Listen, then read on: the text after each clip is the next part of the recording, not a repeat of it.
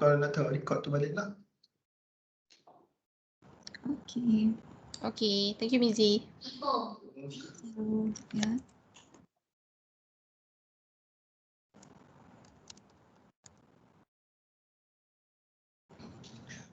Okay, yang ni yang semalam punya. Sikit-sikit ni. G Mizi ada share ke screen? Ada share screen. Tak Mhm. tahu. Sekejap. Okay. Okay. So number 9 ni, what other independent variables might you consider for inclusion in the model? Okay. Yang ni kita discuss semalam kan?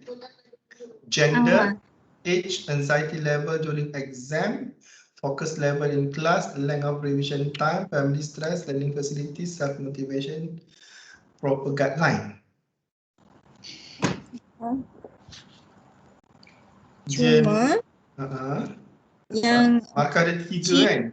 Ada 3. G tu cuma tadi Wan punya concern kita kena explain ke tak? Kena. Ataupun kita listkan je. Kena, kalau jawapan Mizi lah nanti. Mizi explain, Mizi akan buat kotak lah macam biasa, akan buat kotak. Dan satu tu point dia, satu tu explanation. Tapi tak panjang lah, mungkin 2 baris, 3 baris macam tu. Explanation tu maksudnya contoh macam kalau age, gender, Mizi buat macam mana? What other independent variable might we consider for inclusion model? Okay, gender, maksudnya kalau gender ni, means kita cakap gender ni female or male macam will give different result of CGPA tu dan maksudnya it might affect lah, gender ni might affect CGPA ataupun CGPA. Untuk yang this one might as well kita masuk dia sebagai independent variable tu, another independent variable lah. Lebih kurang macam itulah ayat dia. Maksudnya kita pilih sebab lelaki perempuan maybe dia ada different punya ini ke level kerajinan ke apa semua tu, so dia might affect lah because of gender. Kalau age pula mungkin dalam kelas ni sebab dia MBA, MBA ni ada yang mungkin kita tak pasti, ada yang macam kita lah full time, part time semua. So bila dia dah tua sikit mungkin dia punya knowledge, mungkin experience dia banyak, mungkin dia lebih matang dalam exam, jawab exam semua, mungkin dia punya CGPA tu tinggi. Lepas tu macam tu lah contoh dia. So 2-3 baris lah buat ayat kat situ. Okay. So Mizi nak letak berapa variable kat situ? 4 mungkin lah, 4, 3 tambah 1 kan, 1 tu backup. Okay, faham. Tak banyak lah sebab 4 lah, mungkin 4 dekat sini. Yang lain-lain tu asalnya kalau based on kita punya lecturer ni sebenarnya tak apa. Yang contoh yang ni kan. Dia bukan yang atas. Yang second. Sekejap ya.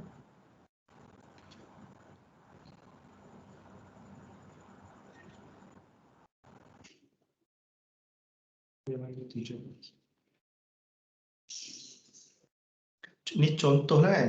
Nak kena tengok dia sebenarnya sebab kita kadang-kadang kita jawab macam okey tapi tak ada markah. Macam yang ni salah. Tikus. Repeated. Oh, markah ni. 3.5 over 6. Oh, 3.5/6. Yang F value tu kan? Macam F value Yang atas yang pertama tu, yang normality test tu. Skewness dengan kurtosis tu kan. Yang kita cakap nak ni, apa yang negatif ni apa? Test of normality tu. Okey. Okay, 2 markah. Ini salah ni. Salah juga. Maksudnya Miza akan jawab macam ni je lah sebab okey ke macam ni. Ini dia salah. Not relevant. Mesti tengok je yang F value tu. Yang ni. Yang ni. Yang soalan kita yang F ni, kita kena guna F table dengan T table. Yang ni, soalan kita ni. Yang E tu. F. F ni ialah F ni F table dengan T table. sebab kita nak tengok dia ada evidence ke tak kan. Dia ada dua cara. Dia ada dua. Satu kita buat t-test dulu. T-test tu kita dapat nilai T. Lepas tu nanti kita kena comparekan dengan yang T value dengan yang ada observe value dengan critical value tu kan. Kita kena compare tengok signifikan ke tak. Lepas tu yang tu saya guna dekat table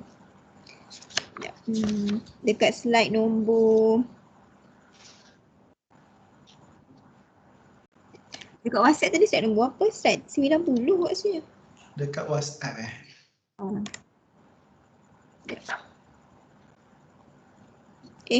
Slide nombor 78. Tu. Jadi kan? Nak slide berapa tu? 90 kan? 10. Okay. Kat sini dia ajar macam mana kita nak tengok. Ini F ke? Ni F kan? Ni T. T. Okay. Okay. 90. So kena guna t-test dengan f-test. F-test tu untuk keseluruhan. F-test tu dekat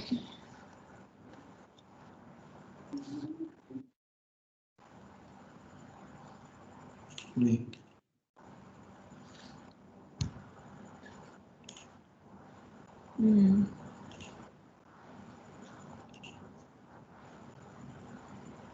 Ataupun saya share je jawapan saya. Boleh. Kita tengok Tu saya share, tekan share je lah. Tekan share je. Share screen. Nampak ke? Nampak? Betul tapi tak tahulah macam betul ke tak. Okay, yang ni kalau tengok dekat dalam slide ni kalau kita nak tengok ada evidence ke tak, kita kena buat t-test. Lepas tu untuk overall punya conclusion kita kena buat f-test. So yang ni t-test ni kita ambil daripada coefficient table ni nilai t dia, so 8.428 kan. So yang ni adalah t value observed. So kemudian kita kena comparekan dengan critical value yang dalam table tu. So yang dalam table tu kalau tengok kan boleh guna alpha. Kalau tengok yang ni kita kena rujuk dekat slide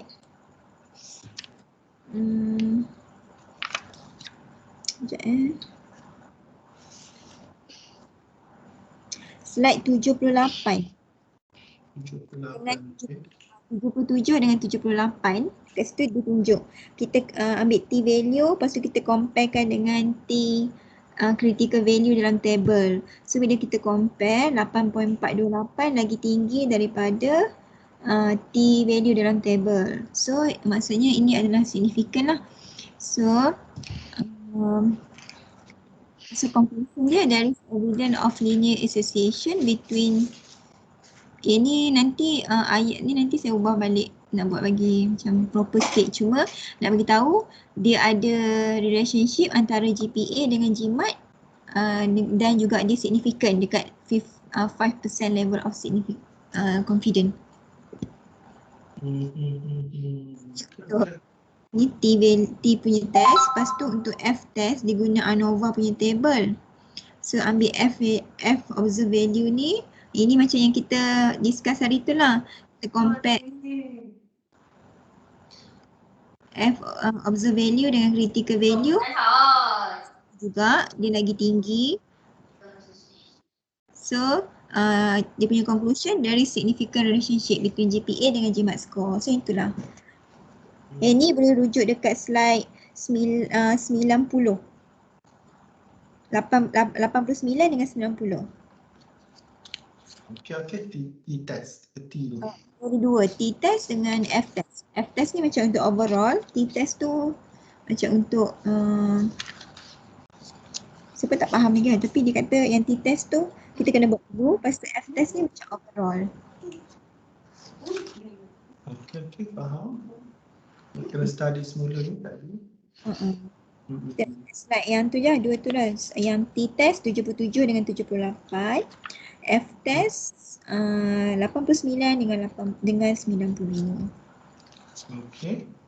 Yang lain Yang lain tu sama macam itu kan. Kita just tambah buat ayat je lah, complete ayat tu. Ya, cuba Hidayah go to one round daripada atas sampai ke bawah. Takut ada yang ni kita tak clear. Okay, yang ni scatter plot. Lepas tu kita ceritalah pasal dia negatif ke positif ke strong ke weak ke kan. Weak tu, ada weak. Kita ni weak kan, weak apa? Weak relationship kan. Weak. tapi kalau macam buat test kat bawah tu semua dia macam signifikan tau. Signifikan tak, dia punya apa? Dia punya yang ni apa? Yang apa? Weak tak weak ni. Slide bawah apa? Just nak mention yang dia signifikan tapi dia punya tabulation tu dia weak. Mana slide? Kat mana ni? Ada Wani ada inform kan semalam? Cuba tengok slide 11. Tapi ni dia punya scatter tu dia macam tak adalah. Tak adalah macam berterabur jauh sangat kan? Dia scatter dia macam kalau 11.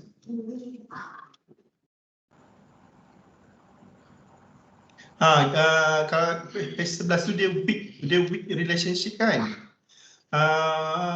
Kalau scatter plot dia ni.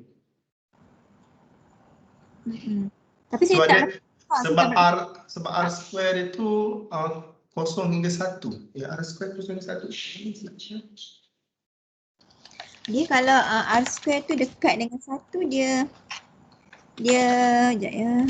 Sebab dia R square ni 7.798 ni dia dekat weak relationship. Dia still ada relationship tapi dia lemah sikit. Betul lah.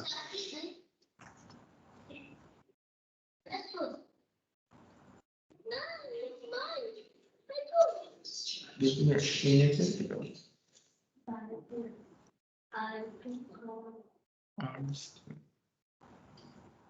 dia punya explanation dia dekat page 50 tu.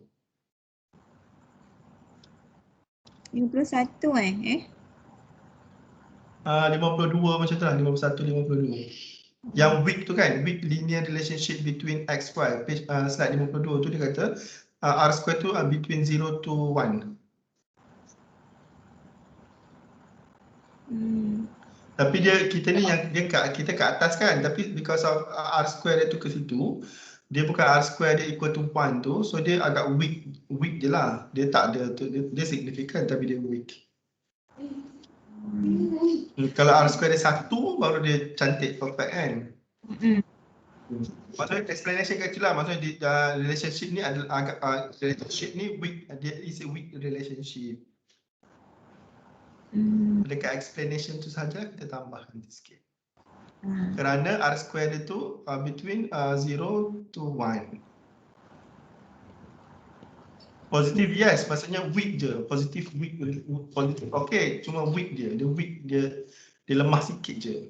Takut weak tu ada markah kat situ. Tapi dia tak kontra dengan penemuan kita di bawah. Macam mana? Dia tak kontra ke dengan kita punya penemuan kat bawah tu? Tak, dia nak cerita pasal type of relationship ni, yang kita ni dekat mana? Strong ataupun weak? Maksudnya kalau kita nak cakap dia bukan positif negatif ni, dia strong ataupun macam ni. Maksudnya positif negatif tu okey kan? Maksud tambahan satu lagi, relationship dia ni kalau ikutkan scatter plot ni dia weak sikit.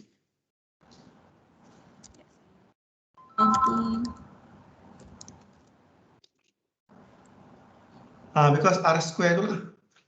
Because of R square tu.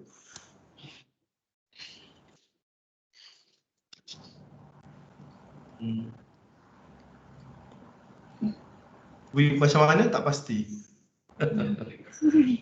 Okay.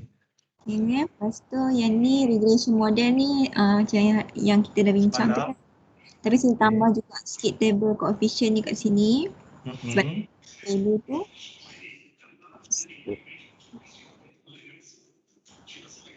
Lepas tu ini pun sama juga. G0, G1. Kita explain je lah apa maksud yang 0.300 yang ni yang macam dalam slide. Berapa semalam? 40.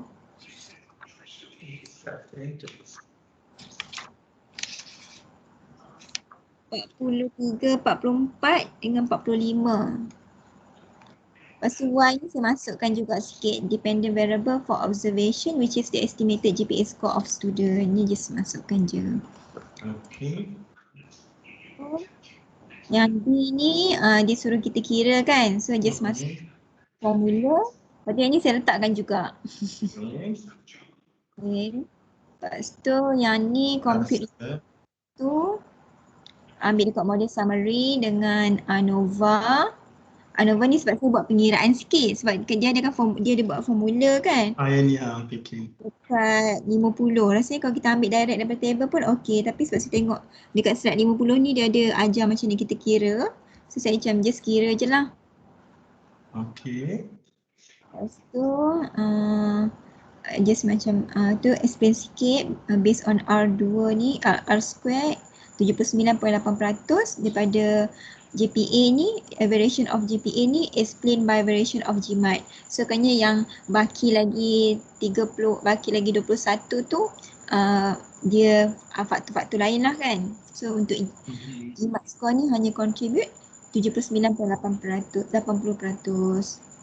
Okay, lepas tu yang F ni yang tadi kita buat t-test dulu gunakan coefficient table dengan F-test. Betul 0.4 0.441 4.41. Okay. Okay. Ini kan nanti. Lepas tu G ni nanti tambah explanation kan? Continue dulu. Boleh. Itu je lah. Leslie ada nak tambah ke Leslie? Siti Rahimah? Tak ada, hampir sama je ni. Tak ada. Okey lah, Mizi rasa okey. So kalau ada apa perubahan nanti kita discuss balik lah esok malam. So, lebih Mizi punya ni walaupun tak buat lagi, tapi based on yang semalam tu sama je lah. Nanti kita discuss. Okay. Tapi esok malam saya tak available tau, tapi apa-apa nanti WhatsApp je lah, nanti saya nanti kita WhatsApp. Okay. Okay, thank you semua.